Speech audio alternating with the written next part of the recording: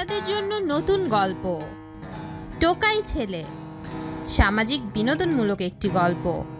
দেরি না করে এখনই শুরু করছি পর্ব ৮। তুই যে ভাবিকে নিয়ে চলে গেলি, আর তো আমাদের কিছুই জানালি না। আমি ব্যবসায়ী কাজে আমেরিকা এসেছি, তাছাড়া ওখান থেকে এসে তোমাদের একটা সারপ্রাইজ দিব। সত্যি বলছিস? কি সারপ্রাইজ, বল না আমাকে। সবটা যদি বলে দেই তাহলে কি আর কিছু বাকি থাকে? বলো আমায়। কিন্তু কি সেটা আমাকে বল। বললাম তো এখানে শুধু 3 দিন থাকবো, এরপর আমি জানাবো। ঠিক আছে ভাইয়া। পরের দিন ইরা আকাশকে হোটেলে রেখে বেরিয়ে পড়ে। কিছুক্ষণ পরেই ইরার বস মানে আকাশ চলে আসে। আকাশ কালো একটা হুডি পরে এসেছে আর মুখটা সম্পূর্ণ ঢেকে এসেছে। কিছুক্ষণ পর, স্যার, আপনি চলে এসেছেন? হুম, স্যার, তাহলে আমরা কোথায় যাচ্ছি এখন? গাড়িতে উঠুন, আপনাকে বলছি। এরপর ইরাকে সবটা বুঝাতে থাকে। ইরা সবটা বুঝে নেয় কিভাবে কি করতে হবে। কিছুক্ষণ পর ওরা একটা অফিসে আসে। ইরা সব ফাইল রেডি করে রেখেছে। এরপর ফাইলে কি কি আছে তা ইরাকে পড়ে বুঝিয়ে দিতে বলে। নিন, সবাইকে ফাইলে থাকা কাজগুলো বুঝিয়ে বলেন। ঠিক আছে স্যার। ইরা সবকিছু বুঝাতে থাকে। সবটা বুঝে ওঠার পর আকাশ ইরাকে নিয়ে আবার হোটেলে চলে আসে। হোটেলে এসে ইরাকে রুমে পাঠিয়ে দেয়। ইরা রুমে গিয়ে আকাশকে দেখতে পায়নি, আর পাবেই বা কিভাবে, কেননা আকাশ তো ছদ্মবেশে ইরার পাশেই। রুমে খোঁজার পর না পেয়ে কল দেয়। কল রিসিভ করে। কোথায় তুমি? রুমে এসে দেখি তুমি নেই। আসলে তুমি রুমে নেই তো, তার উপর আমি একা একা বের হয়ে যাচ্ছিলাম, সেজন্য আমি চলে আসলাম চারপাশটা একটু দেখার জন্য। আচ্ছা, আমি রুমে এসেছি, এখন জলদি করে রুমে আসো। আচ্ছা, আসছি। ওই রুমে ড্রেস চেঞ্জ করে আকাশ চলে আসে ইরার রুমে। ইরা আকাশকে দেখতে পেয়ে জড়িয়ে ধরে। আকাশ, তুমি জানো আমি কতটা ভয় পেয়ে গিয়েছিলাম? ভয় কেন পেলে? আমি তো আশেপাশেই ছিলাম তোমার। তবুও কেন জানি ভয় হচ্ছিল। আচ্ছা, আমাকে এখন কিছু কাজ করতে হবে এই প্রজেক্টের ব্যাপারে।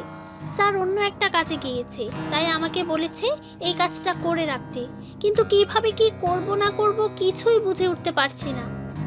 চিন্তা করো না, আমি তোমাকে সাহায্য করব। উফ আকাশ, এই কাজ করা অনেক কঠিন।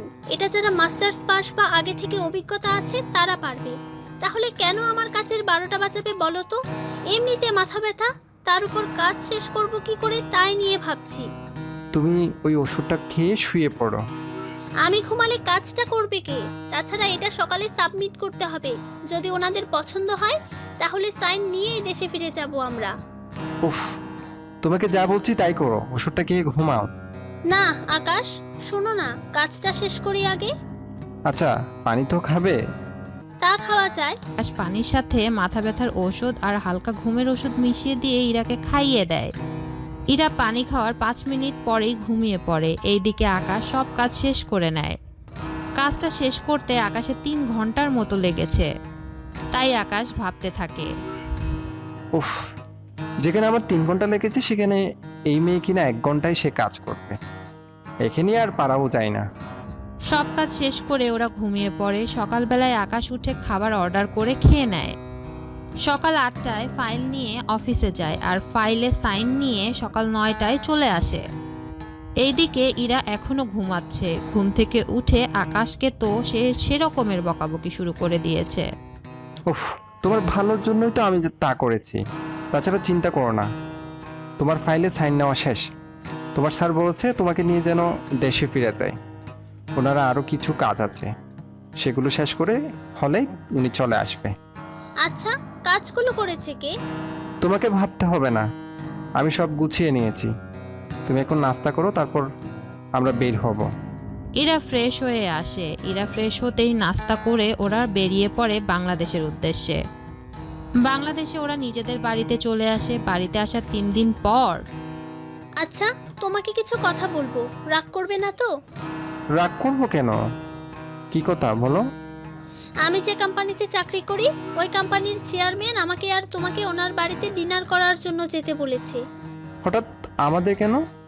আরে, আমি যে প্রজেক্ট রেডি করেছি এর জন্য। তাহলে যাব, সমস্যা কি? কিন্তু আমার আনইজি লাগছে। আচ্ছা, কোনো ব্যাপার না, আমরা কালই যাব। ঠিক আছে। পরের দিন ওরা শপিংয়ে যায়। ঈশার জন্য আকাশ চকলেট কিনে আনে। আর বাকি যার যেটা পছন্দ তার জন্য তা কিনে নিয়ে আসে। সব নেওয়া শেষ হলে ইরাকে নিয়ে চলে আসে আকাশ ও নিজের বাড়িতে। ইরা বাড়ির ভেতরে যাচ্ছে আর অবাক হয়ে চারদিকটা দেখতে থাকে, কেননা অনেক সুন্দর করে সাজানো হয়েছে বাড়িটা। ইরা আসাতে ওনারা অনেক খুশি হয়। ঈশা তো এসে আকাশের হাত থেকে ওর গিফট নিয়ে এসে বসে পড়ে আর বাকিদের জন্য সবটা নিয়ে আসে। এইদিকে ইরা আকাশের সাথে ওনাদের আলাপ করিয়ে দিতে থাকে। কিছুক্ষণ পর তা তোমরা বিয়ে করেছো তো অনেক মাস হলো, তা বেবি নেওয়ার কথা কিছু চিন্তা করেছো কি? আসলে আন্টি আমি 2 মাসের প্রেগনেন্ট। এই কথা শুনে আকাশের মা বাবা তো দুজনে খুশি হয়, আর ঈশা তো খুশিতে ইরাকে এসে ভাবি ভাবি বলে খুশিতে জড়িয়ে ধরে বলে, উফ, কত খুশি লাগতেছে, আমি ফুপি হব। ইরা ওনাদের কথাগুলো শুনে লজ্জা তো পাই, সাথে কি বলবে বুঝতে পারছে না। ওনাদের খুশি দেখে ইরার মনে হয়েছিল এটা যেন ওরই পরিবার।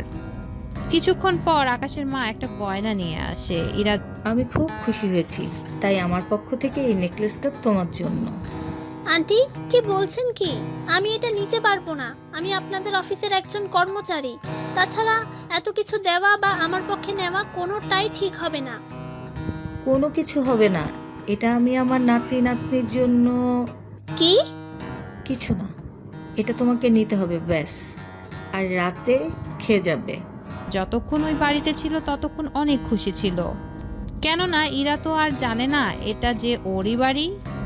ওখানে রাতের খাবার খেয়ে আসতে যাবে তখনই আচ্ছা, একটা কথা বলবো কি? কি কথা আন্টি? তোমাকে বলছিলাম কি, এখন তো রাত 1টা বাজে, তাই আজ রাত তোমরা দুজনে আমাদের বাড়িতেই থাকো। কিন্তু আন্টি আমরা থাকলে তো আপনাদের অসুবিধা হবে, তার উপরে সকালে আবার অফিসে যেতে হবে। বেশ, তো তাহলে এই বাড়িতে থেকে যাও আমাদের সাথে। আকাশও রাজি হয়ে যায়। ঈশা আকাশের রুমটাই দেখিয়ে দিল ওদের। ভাবি, তুমি এই রুমে থাকো আজকের রাতটা। আচ্ছা, তুমি আমাকে বারবার ভাবি ডাকছো কেন? আসলে এমনিতে বেরিয়ে যায়। আমার ভাইয়া এখনো বিয়ে করেনি তো, সেজন্য কাউকে ভাবি রাখতে পারছি না, তাই আপনাকে ডেকে অভ্যাস করে নিচ্ছি। ও তাই বলো, আমি তো কি না কি ভেবে নিয়েছিলাম।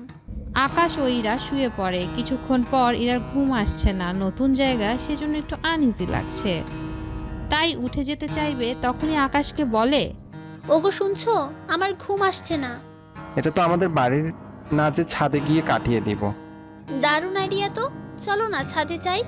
কিন্তু এই ছাদে তো কোনো দোলনা নেই। তুমি কি করে জানো? না, মানে আমি বাড়ি আসার পর গিয়েছিলাম একবার ছাদে, তখন দেখলাম। কিন্তু তুমি তো আসার পর থেকে আমার সাথেই ছিলে। তাছাড়া এখন কি করব? দোলনায় বসে চাঁদ দেখতে ইচ্ছে করছে। তোমার যখন ইচ্ছে করছে তখন তো তা পূরণ করতেই তো হয়। কিভাবে? সিম্পল ব্যাপার, ছাদে দোলনা নেই তো কি হয়েছে, এই রুমের। পর্বটি কেমন লেগেছে কমেন্ট করে জানাতে ভুলবেন না। দেখা হচ্ছে নতুন পর্বে, ততক্ষণের জন্য বিদায়।